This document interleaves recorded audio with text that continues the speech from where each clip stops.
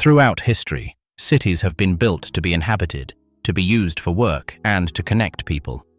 However, in the 21st century, a disturbing phenomenon has emerged: cities built before their inhabitants arrive.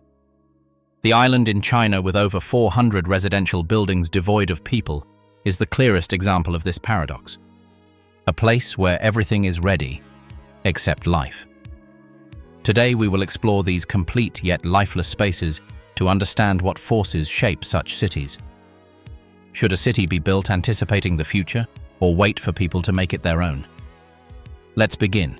The dream of a metropolis on water. Since the dawn of civilization, humanity has regarded the sea with a mixture of fear and ambition, a natural boundary that, nevertheless, has never ceased to be a challenge to conquer. In the 21st century, that conquest has shifted from naval to territorial, literally creating land where there was only water. And nowhere is this act of modern hubris more strikingly realized than in Forest City, Malaysia. Officially launched in 2014, this mega-project was not conceived as a simple real estate development, but as the foundation of a futuristic city-state from the ground up. Its plans envisioned 4 artificial islands sculpted in the Johor Strait, linking Malaysia with neighboring Singapore via a bridge of land and ambition. With a total area approaching 14 square kilometers, the project was designed from the outset on a scale that belongs more to the realm of science fiction than to that of traditional urban planning. Its projected capacity, according to initial documents, reached 700,000 people, a population equivalent to that of a medium-sized European capital. Behind this colossal vision lay the financial muscle and executive capacity of one of China's largest real estate conglomerates, a giant accustomed to moving mountains, or in this case, displacing oceans.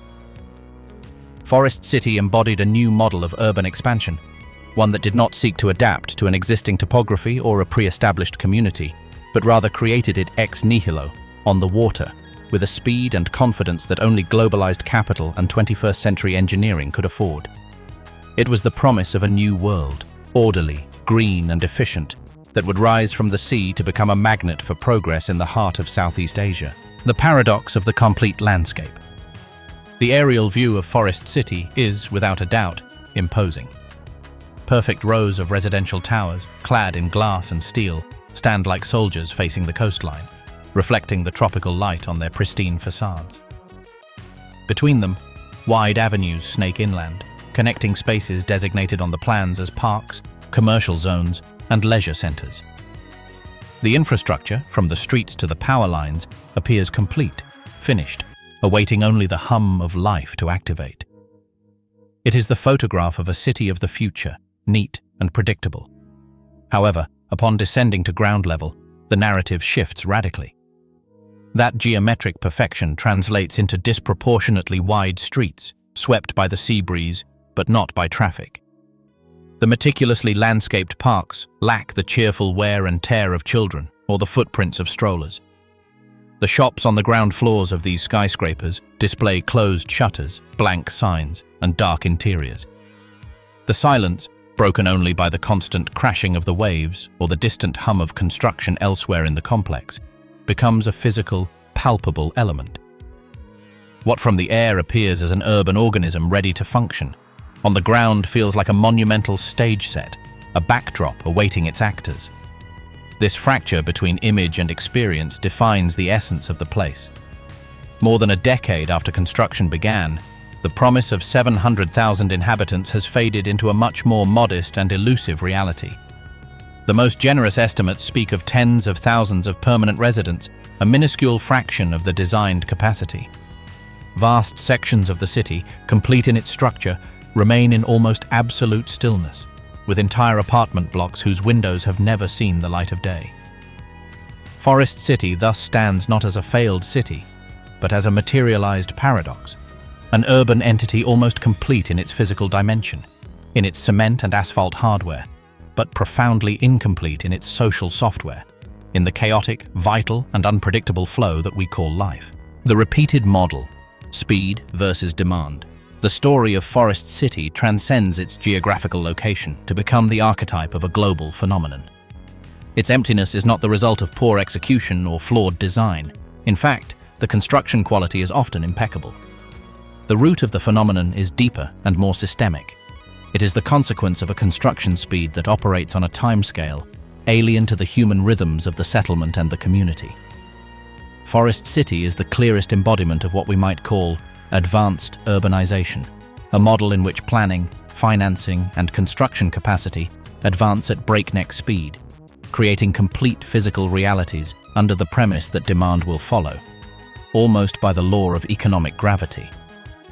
This model, frequently associated with large conglomerates and capital flows of Chinese origin, but not exclusive to them, prioritizes scale and speed above all else. Buildings rise from the ground in a matter of months, districts are laid out in years, and entire cities are sketched on the horizon in a single decade. It's a race against time and against competitors, where value seems to reside in the ability to deliver volumes, to materialize a dream in concrete plans with dazzling efficiency. However, this frenetic pace clashes head-on with the organic slowness of social processes. People don't migrate, they don't invest their savings, they don't build their lives to the rhythm of a crane. They do so based on stable jobs, family networks, established services, a sense of opportunity and belonging that takes years, sometimes generations, to crystallize. Forest City, and the expression, the island of 400 uninhabited buildings, that it helped popularize, demonstrated that one can win the construction race and spectacularly lose the race for livability. The project thus became a symbol of a fundamental divide of our time, the one that exists between the dematerialized ambition of capital and the slow and complex material need to create a home. Architectural fictions, from European castle to Parisian replica. If Forest City represents the paradox of scale and speed, other projects explore a different impasse, that of form over function, image over essence. In the verdant hills of northwestern Turkey, a surreal landscape defies logic. 732 villas, each designed as a miniature medieval European castle, complete with turrets, battlements, and pale stone facades, are lined up in perfect rows. This is Burj Al Babas, a luxury residential complex that aspired to be a fairy tale retreat for an international elite. Its architecture, nearly identical in every unit, creates a visual effect that is both striking and deeply unsettling. Repetition, taken to an almost hypnotic extreme, becomes its defining characteristic and, ultimately, its downfall. The project progressed rapidly in the mid-2000s, erecting hundreds of these dream castles in just a few years. But when funding faltered and the anticipated demand from foreign buyers never materialized, construction ground to a halt. The result is not just an empty place, but one that feels empty even before considering the absence of people. The architectural monotony eliminates any possibility of visual or functional diversity. There are no corners to discover, no nooks with their own identity, none of the chaotic mix of styles that characterizes vibrant cities. Walking its perfectly manicured streets is like strolling through a three-dimensional catalogue, through an idea repeated ad nauseum. Burj Al Babas reveals a stark truth. A city cannot be sustained by a single image, however attractive, when that image is copied and pasted without variation. Urban life needs contrast, surprise, adaptation, and, above all, diverse uses that imbue spaces with meaning. A variation on this same theme of architectural fiction unfolds thousands of miles away, on the outskirts of Hangzhou, China. Here, Tianducheng didn't seek to replicate a fairy tale, but rather to capture the romantic essence of a European capital. Planned as a satellite city for around 100,000 inhabitants, its central and most recognizable feature is a scale replica of the Eiffel Tower, rising above tree-lined boulevards, cobbled squares, and apartment blocks with wrought iron balconies and slate roofs. Viewed from certain angles, the landscape is distinctly recognizable, a Parisian postcard transplanted to the heart of Zhejiang. Yet, for its first few years, this postcard was remarkably devoid of people. The actual population was a tiny fraction of what was planned, with only a few thousand residents lost in a setting designed for tens of thousands. The contrast between the pristine facade and the meager life was so stark that it made Tianducheng a global example of absurdity. The project revealed a fundamental limitation of urban planning based on copying.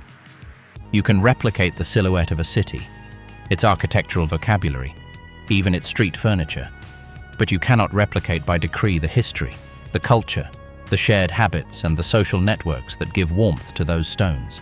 The law of the fastest. When economic growth dictates the layout, there is a third, even more powerful and volatile force that has spawned ghost cities, the tsunami of sudden economic growth. When wealth bursts forth at a frenetic pace, often tied to a single resource or a speculative bubble, urban planning can become a race to capture that flow of capital before it vanishes. In these cases, the city is not built for the people who are there, or even for those who might come, but for the future value anticipated in every square meter of land. The Kangbashi district in the city of Ordos, China, is the prime example. In the early 2000s, the region experienced an unprecedented economic boom, fueled by the vast coal reserves lying beneath its arid lands. Money, both public and private, flowed in unimaginable quantities, tens of billions of dollars destined to transform the desert into a modern metropolis. The plan was grandiose. A city capable of housing hundreds of thousands of inhabitants, with 8-lane avenues, cutting-edge museums, opera houses, imposing administrative complexes, and high-end residential neighborhoods. In an extraordinarily short time, it all materialized. Yet, it materialized for no one.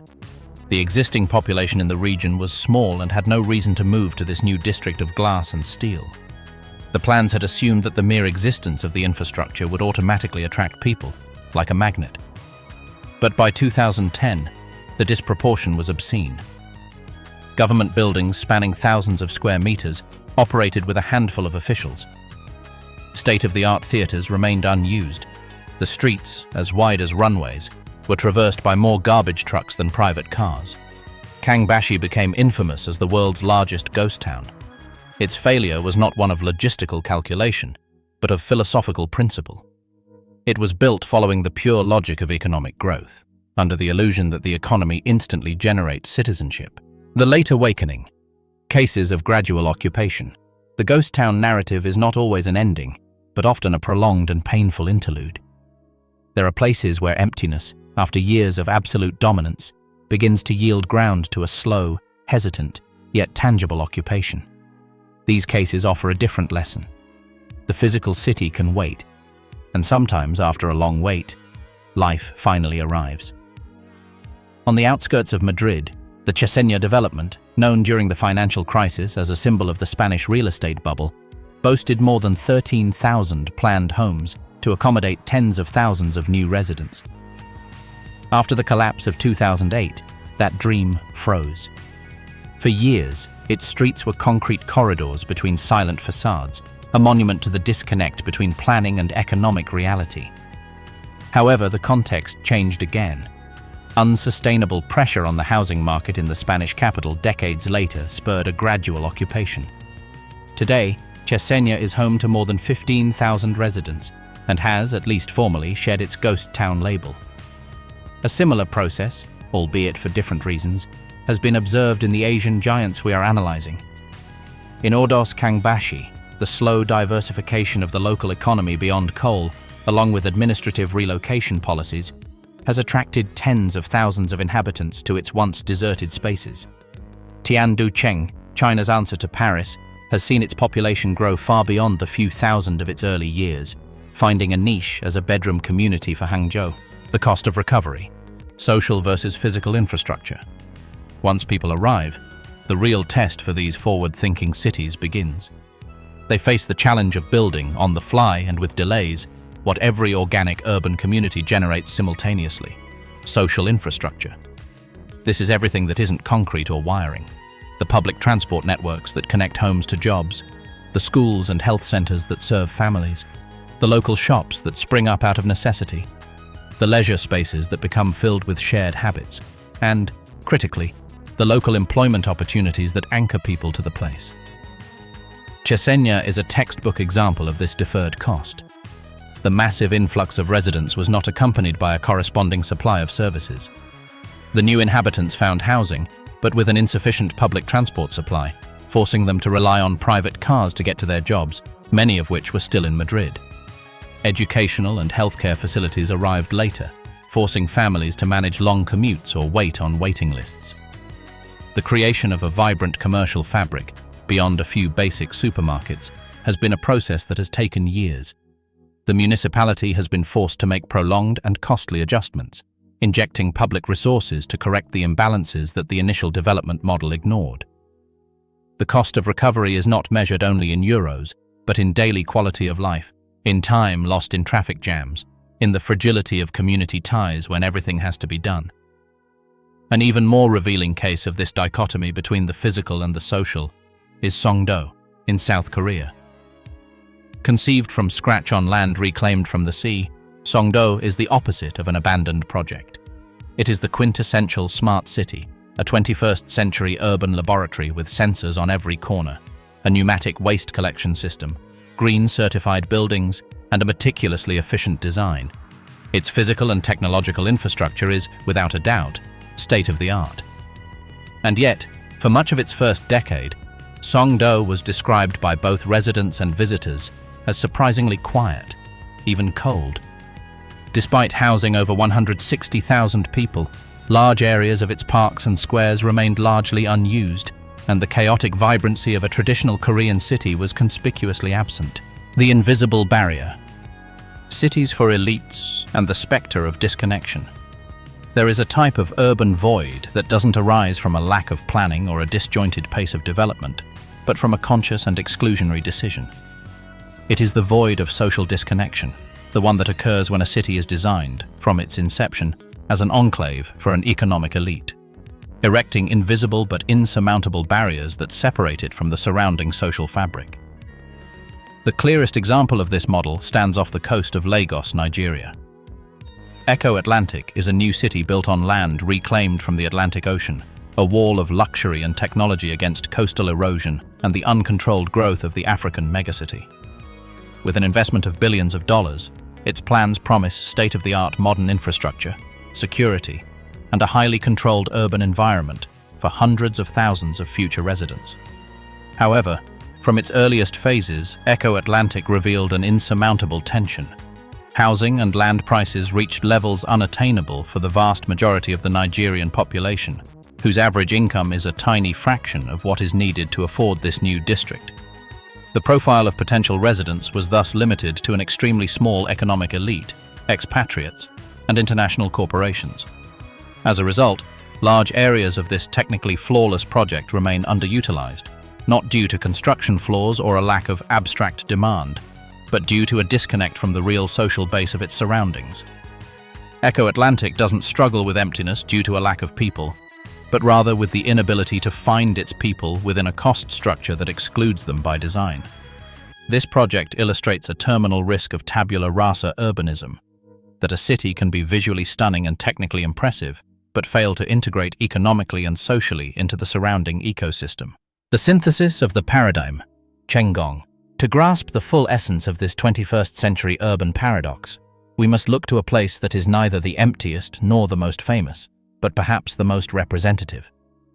Chenggong, a district of Kunming in southern China, was developed as a new urban and administrative center with a clear objective: to redistribute the growth of the provincial capital and alleviate the pressure on its historic core. This involved massive investments in government buildings, top-tier university campuses, and large residential complexes designed to ultimately accommodate hundreds of thousands of people.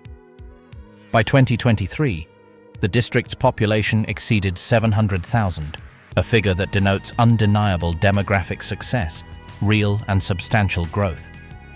And yet, for many years, and even today in certain areas and at certain times, Chenggong has carried the perception of being a soulless place, lacking urban intensity. How is it possible that a district with 700,000 residents can sometimes feel empty? The answer lies in the development sequence, a sequence that is already familiar to us. The administrative and residential infrastructure was consolidated at an astonishing speed. Buildings went up, apartments were sold, universities relocated their students. But the everyday patterns that transform a group of buildings into a neighborhood, and a group of neighborhoods into a city, took much longer to establish themselves. The supply of local employment did not grow at the same rate as housing, which turned Chenggong, for years, into a massive dormitory town, whose inhabitants escaped during the day to work in downtown Kunming. Commercial, social, and cultural life, that layer that gives depth to the urban experience, arrived late, struggling to fill the ample spaces envisioned in the master plan.